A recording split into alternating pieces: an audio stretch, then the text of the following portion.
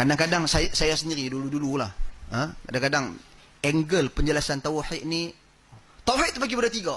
Jadi orang tertentu dia pun melompat. Mana boleh tiga, mana boleh tiga. Tuhan tiga dalam satu lah, hampa Kristian lah, apalah. Padahal benda simple je pun. Tapi kalau kita berhati-hati sikit dalam perkataan kita tu, saya sendiri bermuhasabah, tauhid ni boleh difahami melalui tiga cara. Nak faham konsep tauhid? Tauhid ni daripada perkataan wahada, pengesaan, satu.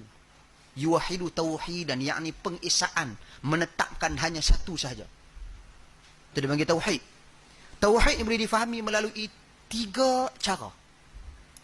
Sama ada melalui dilihat kepada segala bentuk perbuatan Allah. Itu dia panggil rububiyah. Segala bentuk perbuatan Allah. Allah buat banyak benda. Allah ciptakan, Allah hidupkan, Allah matikan, Allah bangunkan, Allah turunkan hujan, Allah turunkan rezeki, Allah turunkan bencana uji manusia. Semua benda yang Allah buat, yang Allah cerita dalam Quran, yang Nabi sebut dalam Al-Quran, kita kata hanya Allah sahaja berkemampuan melakukan hal yang sedemikian. Mengesahkan Allah pada setiap perbuatannya. Tauhid. Itu dia bagi tauhid rububiyah. Tak sebut rububiyah pun tak apa. Mengesahkan Allah pada setiap perbuatan, seluruh perbuatannya. Perbuatannya maha sempurna, perbuatannya maha lengkap, perbuatannya ada hikmah di sebalik setiap perbuatannya. Dia akan lahir lagi beriman pada qada dan qadar. Dia akan lahir. Ini keberhasilan daripada beriman dengan tauhid rububiyah. Okey, itu satu. Dalilnya banyak Cerita dalil. Alhamdulillahi Rabbil Alamin. Kita nak cerita lagi. Apa ni? Khalaqas samawati wal ard. Allahul ladzi khalaqas samawati. Allah Subhanahu wa taala yang menciptakan langit dan bumi. Perbuatan itu antara contoh perbuatan. Itu satu. Yang kedua, tauhid uluhiyah. Mengesahkan Allah melalui ibadat kita kepadanya.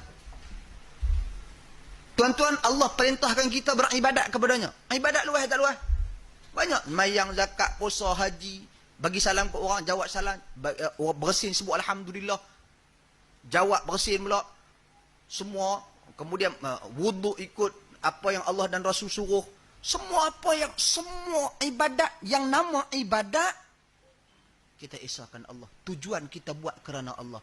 Aku mandi macam ni, mandi wajib macam ni, pasal apa? Sebab Nabi SAW perintah macam ni, dan Allah perintah kita ikut Nabi SAW.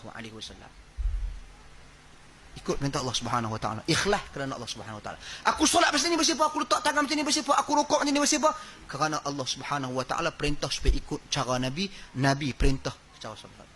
Jadi asasnya